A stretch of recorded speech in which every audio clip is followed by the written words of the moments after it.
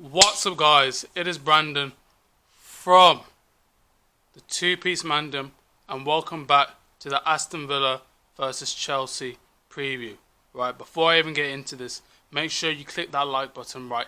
Smash that subscribe button, alright? And turn on post notifications because we're going to be uploading regularly on this channel. So, Aston Villa versus Chelsea at Villa Park. As we know, because of the pandemic, there'll be no fans there, but it is still a huge game. Not just for Aston Villa, but for also Chelsea. Alright? We are currently fourth. Alright? Aston Villa are currently in the bottom of the table. Alright? They will go all out. Let me say it one more time. They will go all out against us. They'll go all out against Chelsea, alright? They will go ham. They will go all out attacking. Alright? These are the type of games that we struggle to win when the team's going at us. Alright? Because our defending has been abysmal throughout the season. Alright? Before the pandemic, our defending has been abysmal throughout the season. And that's where we need to focus up. Alright? This is the reason why we're fourth. Alright? To be fair, I thought we'd be 8th or 10th, if I'm honest with you. But the fact that we're fourth, we're actually doing alright. So, 3 threats that Aston Villa have. 3 threats. Number 1, John McGinn. Right, very good on the ball. Likes to move the ball, likes to take long shots. Alright, we can't afford this guy to have any space in the midfield, or we will get punished. I'm not 100% sure if he's back from injury or not, but if he is starting, that's the man we have to mark out of the game. Number 2, Trezeguet, the man that scored against us at Stamford Bridge. Very, very lethal in front of goal. He makes runs on the inside and outside, and that's something that we need to counteract. Alright, we can't afford to give this guy enough space. Alright, we can't afford to let him have so much space to the point where he will score against us and, you know, he will create chances. So we can't allow that. But the main threat that Aston Villa have is Super Jackie Grealish, ladies and gentlemen. Jack Grealish. Alright, he is an absolute threat. He is an absolute threat, ladies and gentlemen. He's an absolute threat. And we have to do everything we possibly can to mark this guy out of the game. If you give him enough space and you give him enough shots, he will eventually score. He will eventually create something. Alright, we have to make sure that he's marked out of the game as well. Alright, he's Villa's key player. He's won the most fouls in the Championship last season for a reason. He makes the most dribbles. He makes the most runs. We have to mark him out of the game. Alright, 100%. Alright, so now I'm going to discuss Chelsea's lineup. First, I'm going to say our formation, and then I'm going to pick my starting 11 for the game. So, our formation, personally for me, I wouldn't say a 3-4-3. I don't think that's even suitable for this type of game. A 4-3-3 isn't suitable for this game. But for me, I believe a 4-2-3-1 is suitable for this game because we're able to mark out their midfielders and their wingers, if I'm honest with you. So, in goal, people have mixed thoughts about this. Should I put Willy Caballero or should I put Kepa Arrizabalaga? For me, I have to put Kepa Arrizabalaga in the starting lineup because number 1, we paid a crap ton of money for him. He's literally like the most expensive goalkeeper that we bought. I think he's the most expensive goalkeeper in the world, to be honest with you. And we paid such a huge amount of money. And to just leave him on the bench like that, just waste the money and then waste his confidence like that. Like, you can't be doing that.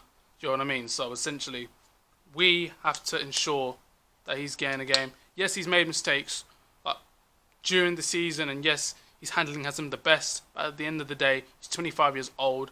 We've signed him up, I think, for either a 3-year deal or a 4-year deal, so we have to use him. If he does play like bollocks during the next few games, and obviously sub him off for Willy Caballero. But for me, Kepa Arrizabalaga will have to start.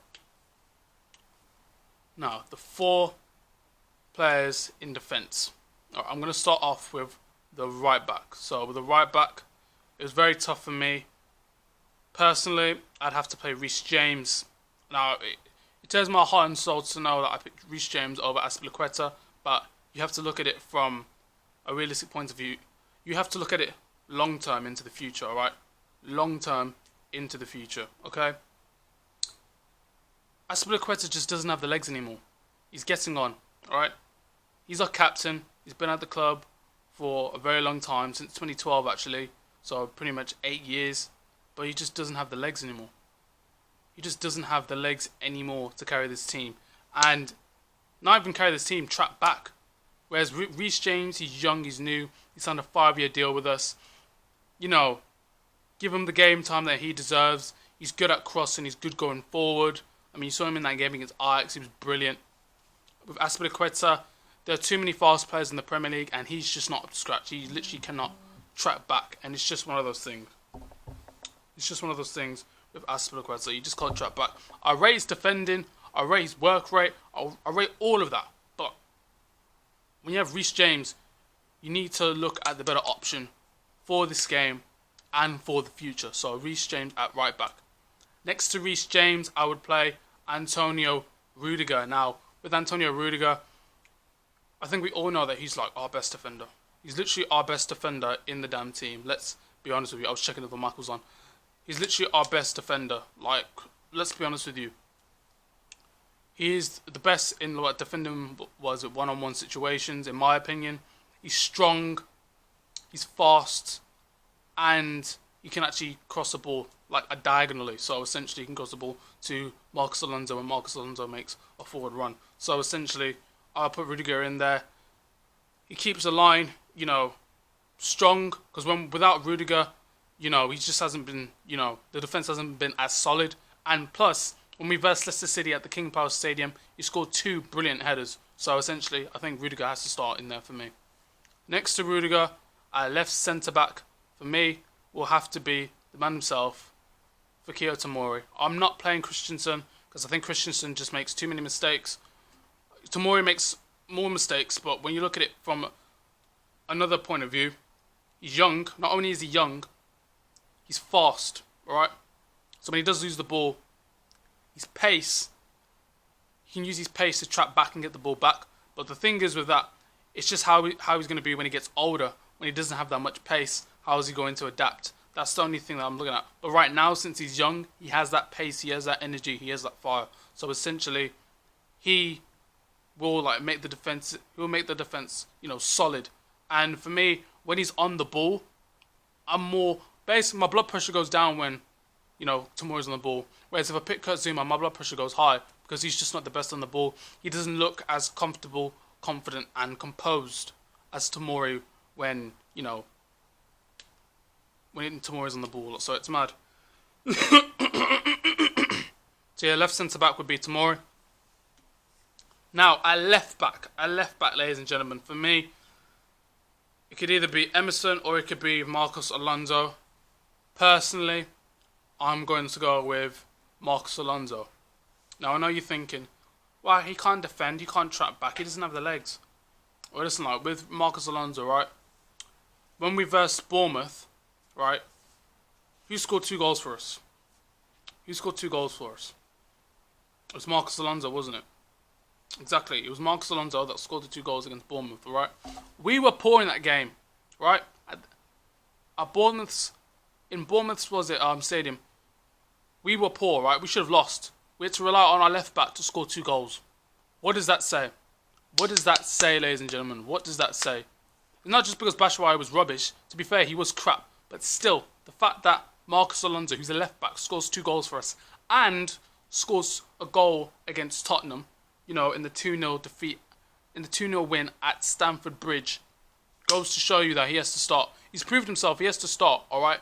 Yes, he cannot defend for crap, but he does get goals. And see what I mean? Obviously, your job as a left back is to defend and track back. I understand that. But at the end of the day, if you're not doing that, you could at least freaking put the ball into the back of the net. And he has turned up in crucial times, alright? He's turned up at crucial times, and my thinking behind it, I would just play Marcos Alonso at left back. Right, my 2 CDMs, well, 1 CDM actually, has to be N'Golo Kante. I don't really think I have to say a lot. I mean, I do love the partnership between Jorginho and Kovacic. I thought they were very comfortable, they were very solid in the midfield, and it all just clicked. Kovacic just going forward, yet tracking back. But I think when you have N'Golo Kante, he just makes life easier. He's just He's literally the best central defensive midfielders in the Premier League. All right, in my opinion, I think everyone could agree with me on that. If I'm honest with you, like he's one of the best defensive midfielders in the Premier League. I don't really think there's much to say. Like he was in the World Cup final. He has a team of the season card in FIFA. Like what do you say? It's N'Golo Kante. Yeah, there's not. He's getting in that starting 11. All right. I don't want anyone in the comments telling me, oh, no, you play Kante. Don't give me none of that. He's starting. Don't give me none of that bollocks. Next to Kante has to be Jorginho. I think Jorginho's passing is just world class. So essentially, you just need someone that can pass the ball and just lift the ball over to your wingers and your strikers, and that's basically his job. Let's be honest with you. He's known for his passing. I think his passing was brilliant last season under Sarri. It's just that we had dead strikers who couldn't put the ball in the back of the net. So essentially, yeah, I'm picking Jorginho. And I still remember that goal against Watford where he clipped the ball over the defence into Tammy Abraham, and Tammy Abraham chipped it over Ben Foster to make it 1-0. I think that was in 2 minutes, or was it 5 minutes of the game or something like that. But either way, Marcos Alonso is freaking going in. Alright. At the left wing for me has to be Christian Pulisic. Yeah, I would say Hudson-Odoi, but I think Christian Pulisic has been out for a bit. And before he actually got injured, he actually did play well. I remember that, hat-trick against Burnley as well. I think it was Chelsea's youngest player to score a hat-trick. And then, that goal against Crystal Palace as well, when he gets himself into the box. No, not Crystal Palace, sorry. Watford, when he gets himself into the box, runs in. That's why I like him. He cuts inside and he gets in behind defenders. Not many wingers actually do that, but with him, he can do that. And then Marcos Alonso can make an overlapping run, if that makes sense. So that's my logic behind it. Christian Pulisic. Plus, he's good on the ball.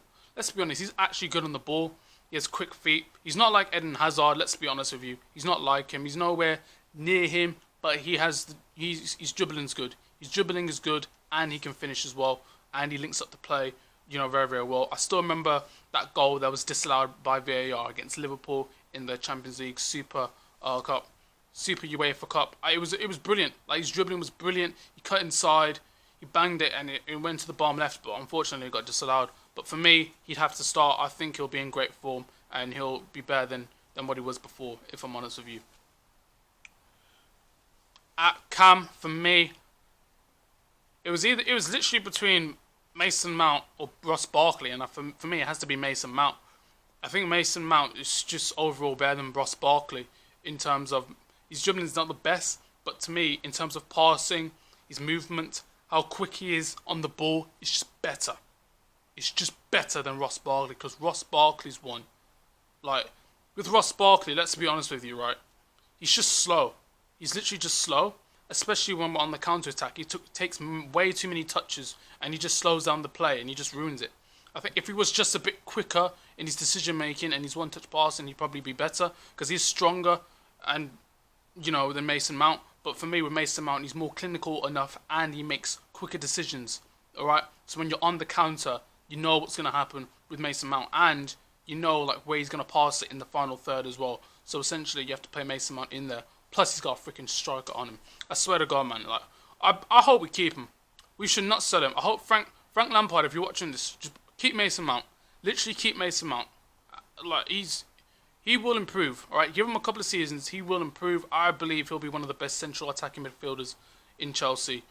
Just gotta give him a chance, innit?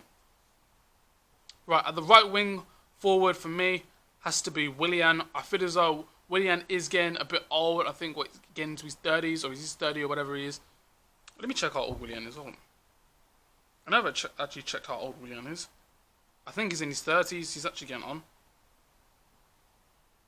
Either way, though, he has to start, because let's be honest with you, he's the man with the skills. He's the man that links up the play well, plays good 1-2s. The only problem with him is just his decision making in the final third. He's just a bit too slow. That's the only issue I have with Willian. And when you're on the counter attack, you need him to make that right pass. He just doesn't make it, and that's what kills the counter attack, and that's what kills. I wouldn't say the mood. Obviously, it kills the mood, but it kills the attack. It really kills the attack, and that's just something that he just really needs to work on as a player. I think if he improves that and he improves his decision making, instead of, trying to take it on by himself, if he just passes it wide, cuts it inside to Abraham, then, he'll be scoring more goals, if I'm honest with you. I'll take him over Pedro right about now. He is 31 years old. There have been, Arsenal, Liverpool, Barcelona are interested in him. He's in his 30s. So, do you know what I mean? It's just one of those things. Alright, striker now. It was hard. Obviously, Batshuayi, he's not freaking getting in because he's been absolute dog wank. It was literally between Tammy Abraham and Giroud. I know Tammy Abraham's young, so realistically, we should give him more experience. But at the same time, Giroud has more experience. He's played for the big clubs. His link-up play is actually really, really good. He actually sets up chances and he actually scores chances. But for me, I have to play Tammy Abraham because, let's be honest with you, before he got injured, he was actually putting the ball into the back of the net. I feel as though with Tammy, what he needs to do is just improve his dribbling just a little bit more. I still remember the goal against Arsenal at the Emirates. It was a beautiful touch and then scored with his left foot. Not left foot, right foot. It was just a beautiful goal. Let's just be honest with you. I feel as though as a team we have to give him more time, a few more seasons. I think he links well with Willian as well, with Willian and Mount. What else? I just feel as though with Tammy Abraham, he just needs more of a chance, if I'm honest with you. He just needs more of a chance. He needs to, be on the last shoulder of the defender. And I think if we get him the service, he'll be able to put the balls in the back of the net. Obviously, since he's your proper season in the Prem, you're not going to score as many. But do you know what I mean? Keep him, let him grow, let him get the experience that he needs, and I reckon he'll become one of the best strikers in the Premier League. It'll take a couple of seasons, obviously, but I think he'll be one of the best. Alright, guys, that's the end of the video. If I'm honest with you, if you want to know my score prediction for the game, I'm going to say Chelsea 3, Aston Villa 0. I don't really think Aston Villa should even get a goal, if I'm completely honest with you. I feel as though our defence is bad, but it can't be that bad. So essentially, we should be able to shut Aston Villa's attack and midfield down. There's no reason why we can't get 3 goals. I'm thinking Pulisic to score 1, Mount to score, and Abraham to score as well. So yeah, that's the end of it. If you guys enjoyed this video, make sure you leave a like. Don't forget to subscribe as well. There's going to be more uploads coming regularly as well. I'll see you guys in a bit. And peace.